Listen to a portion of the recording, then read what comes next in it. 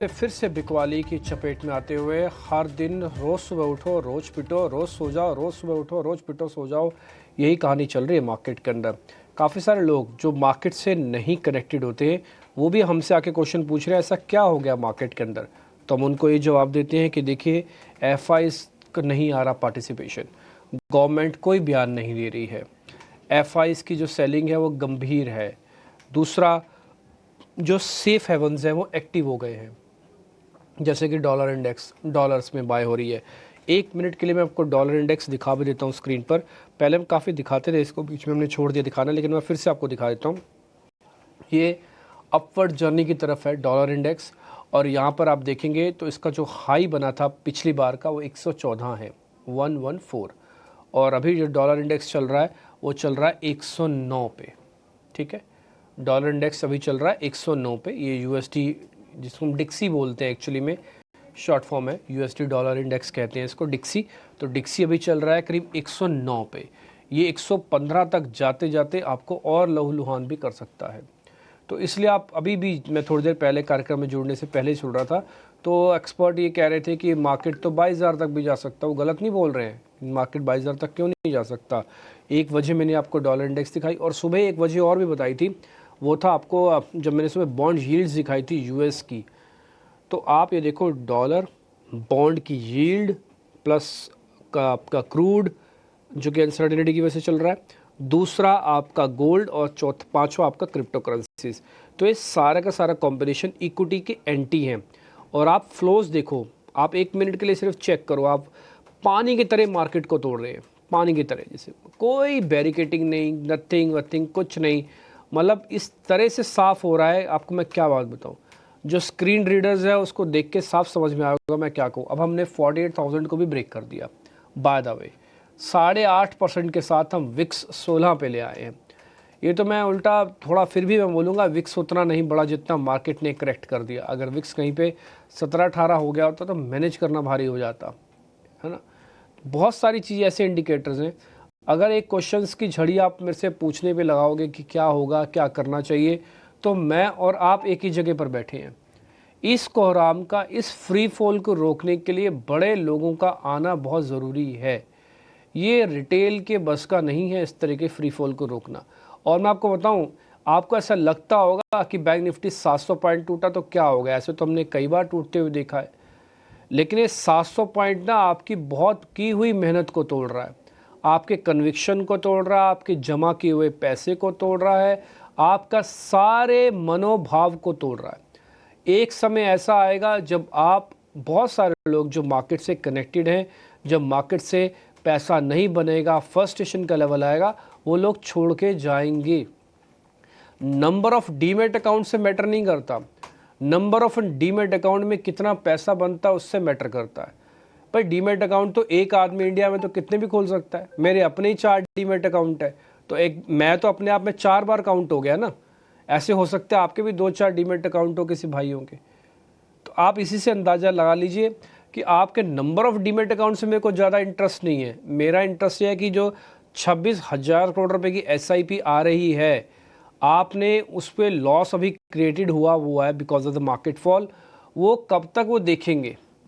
एक लेवल ऐसा आएगा, सब किसी को पैसे की ज़रूरत होती है तो वो मजबूरन पैसा निकालेंगे, जो कि इंडियन मार्केट्स के कल्चर के लिए अच्छा नहीं है। एक होता है कि आप वैसे निकल जाओ, एक होता है कि मैंने आपको ऐसा कर दिया, आप बड़े दुखी मन से और अपना मन तोड़ के मार्केट से निकले हो। और जिन लोगों का मन टूटता है ना, वो वापस जुड़ता नहीं है बॉस। तो मेरी थोड़ी रिक्वेस्ट है एक्सचेंजेस से भी, आज फिर से रिक्वेस्ट कर रहा हूँ, मैंने लास्ट टाइम भी बोला था कि आप सब आके थोड़ा सा रिटेलर्स के लिए कुछ बोलिए, या कोई ऐसी बात बोलिए कि जिससे फ्री फॉल रुके। कुछ ना कुछ तो कीजिए सर। ये बड़े कैबिन्स बंद रहेंगे तो फिर बड़ी नुकसानदायक है। और मैं बता रहा हूँ, ये स्थिति बहुत गंभीर स्थितियों में से एक है। इसको आप एक रूटीन ना समझें कि ये तो रूटीन करेक्शन है। कहीं ऐसा ना हो कि भारत पंप और डंप की डेफिनेशंस में चला जाए, कि आज से 5 साल पहले भारत के अंदर एफआईज की पंपिंग हुई, एफआईज ने खूब पैसा बनाया और वो डंप करके इंडिया को एक कॉर्नर में छोड़ के चले गए। ऐसा नहीं होना चाहिए। क्योंकि हमसे कई मेरे मार्केट पार्टिसिपेंट्स आते हैं बड़े बड़े, वो कहते हैं believe in India's growth story. भाई believe in India growth story के बावजूद हम साल भर का पैसा एक महीने में खो दें तो फिर कई बार क्वेश्चंस खड़े होते हैं उस इंडिया की ग्रोथ स्टोरी के ऊपर, और हमें चाहते नहीं कि इस फॉल के अंदर उसी ग्रोथ स्टोरी के ऊपर क्वेश्चंस खड़े हों। तो इसलिए मैं थोड़ा रिक्वेस्ट करूंगा एफएम से भी, और मैं रिक्वेस्ट करूंगा देश की एजेंसी से भी और सभी से, जो लोग कम से कम मार्केट्स में अपने एक पॉइंट रख सकते हैं वो ज़रूर रखें। रिटेलर्स को बताएं कि चिंता करने की कोई बात नहीं है, वी आर हेयर, हम सब चीज़ें देख रहे हैं, समझ रहे हैं, जान रहे हैं, हम कुछ ना कुछ करेंगे। ये बार बार प्रोड्यूसर्स को बनाना पड़ रहा है, 23,000 टूट गया और ये हो रहा है वो हो रहा है। आप 7 दिन से टूट रहे हो, नॉन स्टॉप टूट रहे हो। मेरे को एक आप बताइए कि इंडिया की ग्रोथ स्टोरी में किसी आदमी ने अगर ट्रस्ट किया तो उसकी गलती बताइए। श्रीकांत चौहान हमारे साथ हैं, ध्वनि पटेल है, नीलेश जैन है, और इन सब का अगर मैं, श्रीकांत भाई को तो मैं बहुत पहले से जानता हूँ। श्रीकांत भाई मेरे को तो लगता है कम से कम आपके और मेरा परिचय, या हम टीवी स्क्रीन पर 10 साल से तो होंगे, शायद उससे भी ज़्यादा भी हो सकता है, 10 साल से तो है ही, इतना तो मेरे को याद ही है। गुड आफ्टरनून है सबसे ना। पहले तो। अब आप श्रीकांत भाई यस बताइए, यस 10 साल से इस तरह का, गुड आफ्टरनून सर। सर 10 साल से हम मार्केट में देख रहे हैं, इस या तरह का मार्केट हमने नहीं देखा।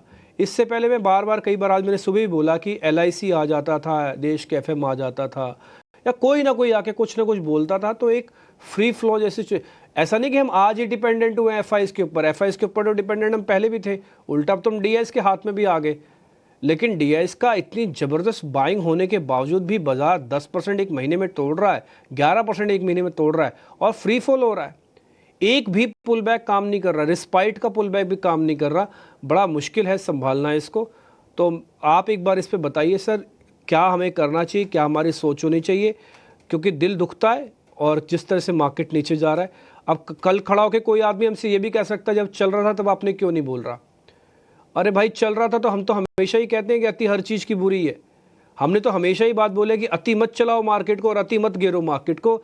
इसमें बड़े लोग तो बच जाते हैं अपने पैसे से, लेकिन रिटेल अति से मारा जाता है। अति टूटना और अति बढ़ना है, दोनों से मारा जाता है वो। एक बार श्रीकांत भाई आपका टेक।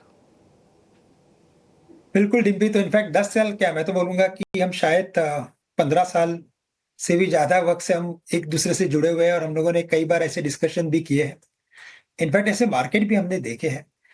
और देखिए मार्केट में कैसा है ना कि जैसे आपने कहा अभी कि जब मार्केट बढ़ रहा था तब ऐसी कोई किसी को कोई चिंताएं नहीं थी, और सब लोग इनफैक्ट खुश हो रहे थे कि चलो अच्छा है, मार्केट बढ़ रहा है तो वेरी गुड, रिटर्न्स बनते जा रहे हैं। लेकिन क्या होता है ना कि एक एक मोमेंटम, एक स्पेसिफिक रिदम के साथ मार्केट चलता है, और वो जब रिदम बिगड़ता है तो नो डाउट उसमें पेन आता है। अगर आप मार्केट के साइकिल्स की अगर बात करें तो हमेशा ही एक एक एक एक्सट्रीम लेवल्स पे जाने के बाद, यानी कि जहां पे बियॉन्ड एक्सपेक्टेशंस मार्केट चला जाता है, वहां पे एक करेक्शन आता है, और उस करेक्शन के बाद एक फियर क्रिएट होती है। मुझे लगता है कि ये फियर का दौर हम लोगों ने देखा बिटवीन 23,200 से लेकर 24,800 के बीच में, जो मार्केट कंसोलिडेट कर रहा था, वो एक फियर का दौर था। और अभी जब मार्केट ने 23,200 के लेवल्स को तोड़ा है 2 ढाई महीने के बाद, तब यहाँ पे अभी वो कैपिचुलेशन का फेज शुरुआत हुई है। और इस फेज में क्या होगा ना कि फोर्सफुली हमें हमारे इन्वेस्टमेंट्स को बेचना पड़ेगा हमें, यानी कि जो मार्केट में नए इन्वेस्टर है, जिन्होंने नया इन्वेस्टमेंट किया है, जिन्होंने काफी बड़ा लिवरेज ले लिया है, या तो जिन्होंने काफी बड़ा इन्वेस्टमेंट एट अ टाइम कर लिया है, उनको इस पर्टिकुलर मार्केट में उनके पोजीशन को फोर्सफुली कम करना पड़ेगा, क्योंकि ये मार्केट का अभी बिहेवियर वैसे हो गया है। और इसके बाद वापस मार्केट अगर अपने एक मीडियन लेवल पे आ जाएगा, और फिर वहां से वापस मार्केट में तेजी देखने मिलेगी। अब ये मीडियन लेवल कहाँ पे आएगा बोलना बहुत मुश्किल है, लेकिन मैं ये कहूंगा कि मैंने मोस्ट ऑफ द टाइम देखा है कि इस मार्केट में कम से कम 15 से 20% का करेक्शन आता है, जब मार्केट एक हेल्दी करेक्शन के लिए जाता है तब। अब 10% का करेक्शन आने के बाद मार्केट रुका हुआ था, अब वापस करेक्शन आ रहा है, तो पॉसिबिलिटी है कि शायद हम 15 से 20% का करेक्शन देख सकते हैं इस मार्केट में। दूसरी बात यह है कि हमें यह समझना है कि इस बार ऐसा मार्केट में क्या हुआ है जिसकी वजह से मार्केट गिरते जा रहा है।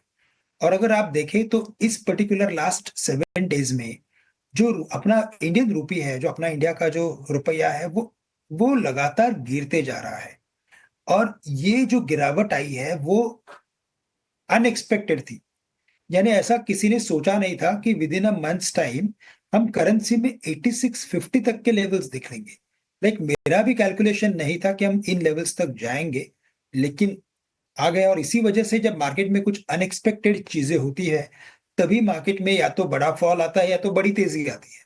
और इस बार का जो ये अनएक्सपेक्टेड रीजन बना है वो बेरिश, आई मीन टू से नेगेटिव है, और इसी वजह से मार्केट में नेगेटिविटी बढ़ते जा रही है। बट हमें लगता है कि एट अ टाइम इस पर्टिकुलर लेवल पे करेंसी, कभी भी अगर आप देखें ना, तो करेंसी को गेस करना या फोरकास्ट करना, प्रेडिक्ट करना काफी मुश्किल होता है कि ये कहाँ पे जाके इस श्रीकांत भाई